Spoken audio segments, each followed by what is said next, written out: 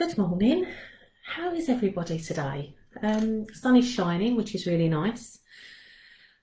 Today I want to talk about boundaries and energy exchange because it is such an important subject that we don't tend to take seriously enough, and then wonder why we end up stuck in situations where we don't want to be.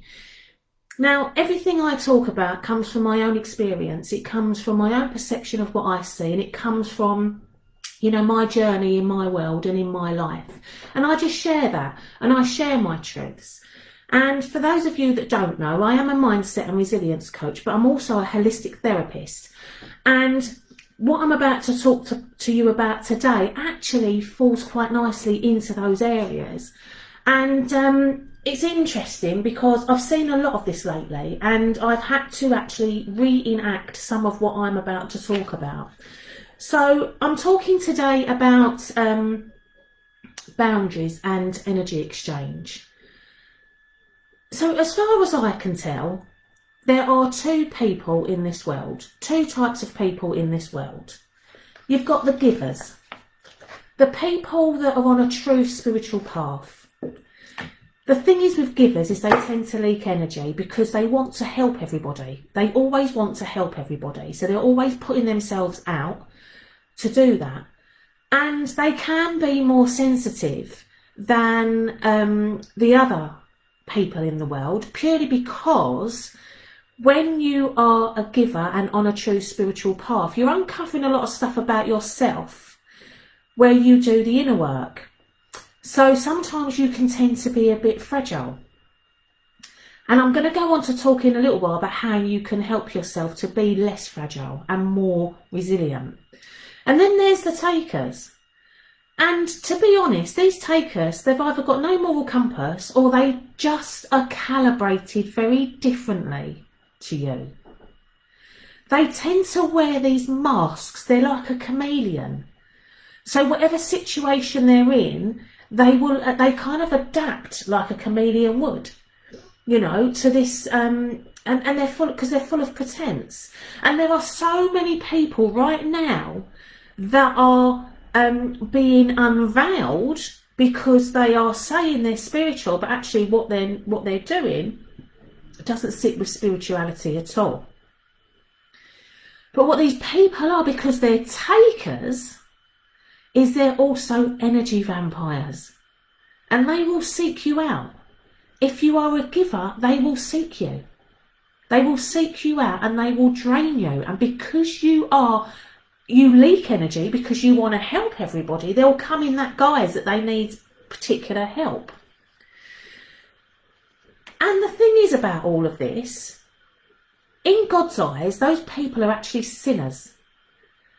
And the reason I say that is because there's no real connection to spirit. There's no real connection to spirit, apart from some people that go to church on a Sunday, but they haven't chosen to live their life in line with spiritual truths. And when you live your life in line with spiritual truths, what happens is one of your key values would be integrity. And that is what you say and what you do come together as one. It's integrity. And those values don't sit in people that take consistently these energy vampires, because they live in a world of hypocrisy. Because what they say and what they do are two different things. And the thing is about this is you will find these people in your family. You will find them in your friends. You will find these people, your peers and your work colleagues. You will find them everywhere if you have the awareness. Now, this is a real generalisation, what I'm giving you here, but it can be used as a framework to actually make you think and have some awareness about people in your life. And if you're feeling constantly drained, ask yourself a few questions. I mean, how do you know whether someone is a true giver or someone is a taker? Well, ask yourself a few questions. How do you feel when you are with certain people? Do you come away from them feeling drained? Do you have people in your life that will ring you for support? They ring you for support, or they ring you because they have a little void going on in their life right this minute because they're on their own for an afternoon and therefore they now want to catch up with you. And people will take advantage. People will take advantage. And sometimes I don't even know I think they know that they're doing it. You know, how many times, if you're in business, right, if you are in business, how many times have you had someone call you, a friend, and call you and ask you, yeah, for advice? Yet it's your business, yet they don't want to buy your service. But they'll go and put their money elsewhere. How many times has that happened to you? And they're normally the people that are closest to you that do that because they don't value what you do. They just take what they want. And the biggest time you get this, the biggest thing about this is when you are working in the corporate world. And people, especially if you've got a manager and a manager above you, whatever, what tends to happen is they come to you because you're the worker. You're the one doing the doing, yeah? You're doing the doing. You're on the ground roots level, you're doing the doing. But what they do is they come and take the information from you. You write the report, they take it to the board and they take the credit for what you've done. And you don't even get a look in. They're takers. They're takers. They are energy zappers, energy vampires. And that's what they do because they're living differently. They're living in a different way to you. They're living with a different mask, where when you are on a spiritual journey, your masks drop off left, right and centre. As you go through a journey of discovery of yourself, you're always learning something new about you and your individuality and what makes your spirit its higher self and what makes your human existence disconnected. And you're always working on how you can bring those two things together, you know. And you can have some real fun with it as well. It doesn't have to all be serious. You can have some real fun with it. But you know, the other thing is you must give, I've said this is a generalisation, all right, but it is a good framework to be thinking about people around you, how they make you feel. Are you the one doing all the giving? Are they doing all the taking? But you're doing the giving because it comes from your heart. But they're doing all the taking and there's no support, there's nothing coming back. So your energy glass just gets depleted until there's nothing left to give. And then you're drained because they've drained your energy. And they're okay because they've now got your energy and off they go in their world, living behind their masks. And there you are, you're left. You're left. So, as I said, you know, you do have to generalise a little bit with this, but you will see this. You will see this yourself. So you give benefit of the doubt. You give benefit of the doubt to people because there will be a lot of people, especially now, that have been spiritually awakened and are quite in a little bit of a crisis of their own because they're trying to transition. And it's a journey. And just because you're a giver or you're on a spiritual path, it doesn't make you perfect either. There is no judgment to be made. You're not perfect, okay? But we like to share. We like to share our wisdom. So you have to give these people the benefit of the doubt. And you want to put in like a free strike system, you know? But you also want to call them out on it. You need to call them out. Because that's how people learn. And the way you call them out is you set your boundaries. You start with setting your own boundaries. And you will have your own set of values. And if you haven't done that work on values and truly understand what your values are, I suggest you come on my Mindset and Resilience or the Magnetic Minds program, the group course. to really get into and underneath what your true values are, because that will align you in an instant. Because once you know what your values are, it doesn't matter what goes on around you. You can't change because you've got a connection into your true self. So you set your boundaries. You set your boundaries for you. And you make those boundaries known. At any point, someone wants to step over your boundary, you make your boundary known. And that's how you can call it out. That's how, and it's tricky. It's tricky. Because if you've been in situations where, it's just expected of you that if I've written 3 books, okay? I've had friends ring me up asking advice of how they should go about writing their book, but not one of them bought my book. This is what I'm trying to say. People want to take your advice, but they don't want to buy your service. They want it all for free. And it's the same with the friends and the family. If they're expecting that you're that person, that go-to person on a constant, and when you are in that space that I've just described, where your bowl is drained, it's drained. What are you getting? What are you getting in return as this energy exchange? Because if you give, and someone then gives back to you, you're both filling your glass bowl. You're both filling your glass bowl. It's an energy exchange. But when you've got someone coming in that literally just takes your energy, as a vampire sucks your blood, and you're not getting anything elsewhere, you have to stop that. And the only way you can stop that is by setting your boundaries. And I mean setting them and sticking with them. Sticking with them. And that's the tricky bit. Because you have to call people out. You have to say, I don't like that, please don't do it. Or I'm not doing that, I don't want to. That's not going to happen because it doesn't fit in with my schedule. And these are the things you have to be saying, whichever is pertinent to you. Because until you start doing that, there is no energy exchange. There is just this take.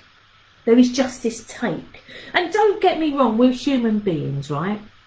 There's always room for mistakes. There's always room for misgivings. There's always room because we are here to experience. We're not human doings, we're human beings. And therefore, being a being is all about experience. It's all about experience. So when you find yourself in these situations, the other thing you can do is if you have your own dreams and aspirations that you want to get out there, that you want to live your life in a particular way, boundaries is one thing, values is something else, right? But you need to get focused, guys. You need to get focused. And you need to start looking at where your efforts are being depleted. You need to start looking at where you are leaking your energy. Because it all comes back to you. Because you have responsibility. It's your responsibility to prevent your energy leaking. It's your responsibility to prevent people taking it. It's your responsibility to set the boundaries. And it's your responsibility to get in tune with your own values so that everything can work around you like a structure. And once you've done that piece of work, you can recalibrate your efforts. You can recalibrate and you can focus. And you can focus in on the things that are going to give you the best results. Yeah? But for the highest good. Because sometimes you're going to want to support your family member. Sometimes you're going to want to support a friend.